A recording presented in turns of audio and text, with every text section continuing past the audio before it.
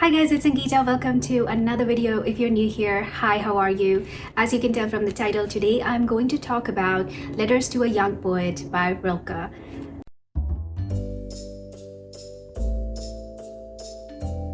This video is going to be a little different than my other videos in the sense that I'm not trying to review the book. Instead, what I'm going to do is tell you, or rather walk you through the first letter in a collection of 10 letters. Now, this book is, like I said, a collection of 10 letters. But what are these letters and why did Rilke write these letters? So there was this young aspiring poet named Kappus who went to a military academy which Rilke had attended in his former years. And Rilke, at the time when Kappus was at this academy, was already a well-known poet. He was already an established poet. So what Kappus did is he sent some of his verses to Rilke, asking for Rilke's professional feedback on those verses. And Rilke very kindly responded to his letters, and he gave some really good advice to this aspiring poet. And these letters that he wrote to Kappus, they give you an insight into Rilke's ideas of creating poetry, of composing poetry. It also bears a lot of themes that we later see in Rilke's best work. So I would highly recommend this book to writers, poets, and creators in general, artists of all sorts, because I think the advice that he gives does not only apply to poets, but all sorts of creators. So like I said in the beginning, I'm going to walk you through what's in the first letter. In doing so, I hope that you get an insight into how brilliant Rilke's advice is, and to be honest, his advice just keeps getting better as you go through these letters. The first letter though is really good, and I hope this letter inspires you as much as it has inspired me. So Rilke wrote the first letter on February 17, 1903, when he himself was in Paris, and in this first letter he introduces himself to Kappus in a very unconventional way. Rilke begins the letter by politely refusing to comment on the quality of Kappus's verses. Now, it is well known to those who were close to Rilke that he absolutely despised criticism. In fact, he says in this letter, "In making contact with a work of art, nothing serves so ill as words of criticism. The invariable result is more or less happy misunderstandings." And he sums this up by saying that most experiences and most events that a man experiences, for lack of words, they cannot be put into words, they are unutterable. But above all, what is unutterable are the works of art. Having said that, Rilke then goes on to comment on two of Kappus's poems, My Soul and Tullio Party. What he says to Kappus is that there is no independent quality to the verses in these poems. Despite of that, they do seem quite personal. Now we know that this letter is a response from Rilke to Kappus because Kappus sent Rilke a few of his verses asking for Rilke's opinion, professional opinion, right? But Rilke says to Kappus, Rilke responds to Kappus saying that he must stop doing this. He must stop sending his verses to his friends and journals, seeking that external validation.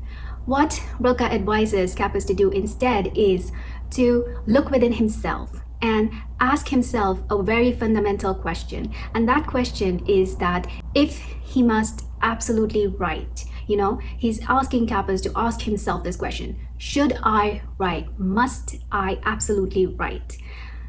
And Rilke says that if Kappus finds that the answer he finds within himself is that yes, he must absolutely write, then he must build his life such that it would accommodate this necessity of writing. Now, if you are a writer yourself, if you are a creator, an artist, you know that there's always this itch. Why do you write? Why do you create something? It's because it's very integral to you. It's like it's something you must do. It's not something because you like doing it. That likeness actually comes on later when you actually sit down to write or sit down to create art.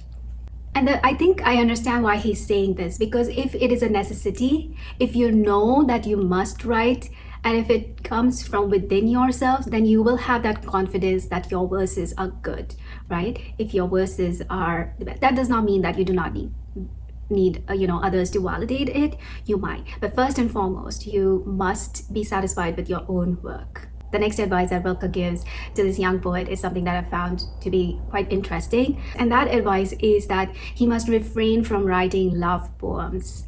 Now, the reason he gives for this is that love poems or love poetry is usual. It is familiar. There are so many out there. It's like a pool of love poetry out in the world, right? And if you want to add anything to it, then you must have great and fully matured strength, according to Rilke, to make an individual contribution in that pool of plenty. So instead of writing love poetry or love poems, what Rilke recommends that Kappus do is that he look at things that are very familiar, things that are quite ordinary, or instead of that, he must strive, he must look to depict his sorrows, his desires, his thoughts and beliefs with utmost sincerity. And he goes on to clarify that if Kappus fails, if he fails to find the riches in the ordinary, in his everyday life, if he thinks that his everyday life is poor, there is no one else to blame but himself. And there's a very good point that Rilke makes in this regard, and that is that for the creator, there is no poverty and no poor or unimportant place, which I think is so true. Like, in order to write something, in order to create something, right, you do not have to be that person who has traveled all over the world.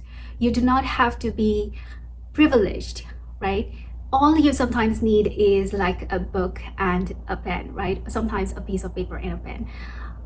What I'm trying to say over here is that you do not need anything fancy to create art. Sometimes all you need is the ability to observe your thoughts and beliefs, desires and sorrows, and in general, the things that are happening around you. Just quite ordinary, trivial things, and then have the ability to depict those ordinary things in your art. Rilke goes on to advise Kappus that if he does not find inspiration within himself or from things that are immediately around him, then Rilke recommends that Kappus rely on his childhood memories to draw strength from or draw inspiration from. Now, this in itself, we'll find out later if you read more of Rilke's work, you'll find out that Rilke did draw a lot of inspiration from his childhood memories, because his childhood was not the typical happy childhood. It was obviously difficult, and we see that Rilke used to always turn to his childhood to find inspiration for his own work. And that is what he's advising Kappus to do in this letter as well. Having said that, Rilke says that if Kappus does all of this, right, he follows this advice of Rilke, then he will no longer feel the need to send his verses to his friends' journals and just look for that external validation. He will himself know that his verses are good.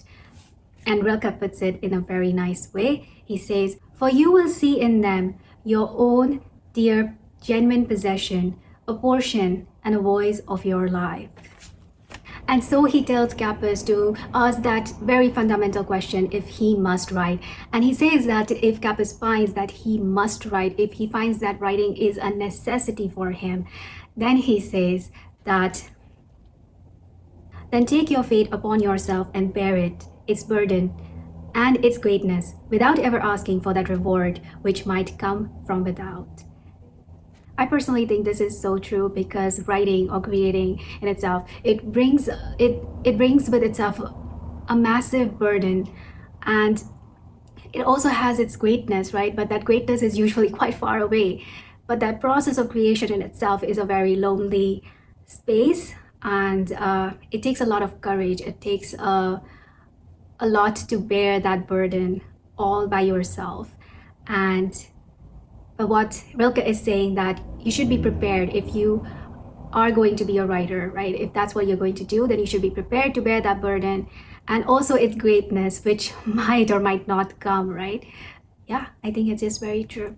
This advice applies if Kappus finds out that he must write. But what if Kappus finds out that, oh, I don't actually need to write. I do not have that, absolute urge or necessity to write. In that case, Rilke advises that Kappus must not fret. According to Rilke, this introspection within himself, that, whether he should write or not, it will never go in vain. It will only enrich Kappus's experience of other things in life. And I think this is true because whenever you ask yourself any question and search for that answer, right? And if you feel like you have found that answer, it gives you a certain liberty. It frees you from an entanglement, right? It's kind of like it solves one of your problems. And that is never in vain. When you're asking yourself some question, when you're trying to understand yourself, it only enriches everything else in your life. Because what is more important or vital is to know yourself. Only when you know yourself can you achieve the things that you want to in your life. The last and the final advice that Rilke gives to this young poet is that he must grow through his development quietly and seriously without any outside interruptions. And I do totally agree, because when you're exploring your own mind, you really do not want a lot of opinion of what other people think, or, of what other people think, really. So this is basically what there is in the first letter. And honestly, if you feel like, oh, I've spoiled this first letter for you, do not think so.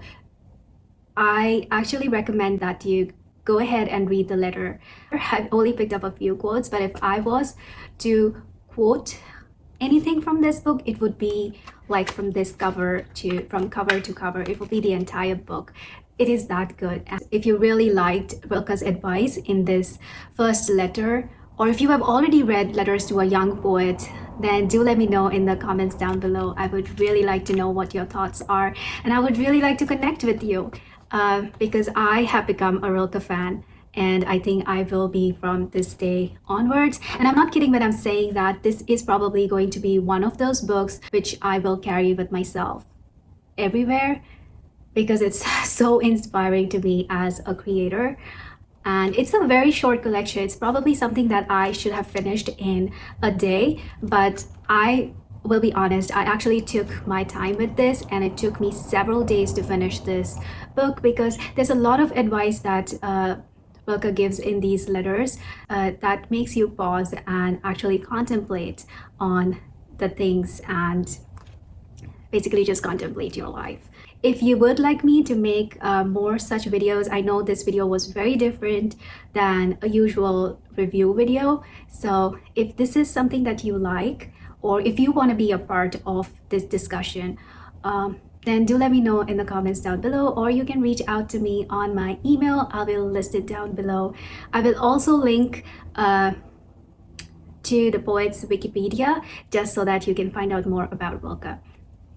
Alright guys, thank you so much for watching this video. If you have not already subscribed, please hit that subscribe button down below. And as always, don't forget to like and share this video with your friends and family. And I'll see you next time. Until then, bye.